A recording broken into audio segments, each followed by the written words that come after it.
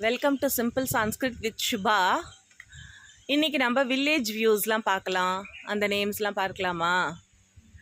இது வயல்வெளிக்கு வந்து கிருஷி க்ஷேத்ரஹ. இது வந்து நீம் ட்ரீக்கு வந்து நிம்பா விருக்ஷஹ. இது மாமரத்துக்கு சம்ஸ்கிருதத்தில் ஆம்ர விருக்ஷஹ.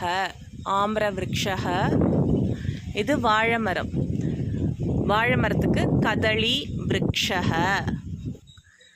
தென்னை மரத்துக்கு சம்ஸ்கிருதத்தில் நாரிகேள விருக்ஷஹ.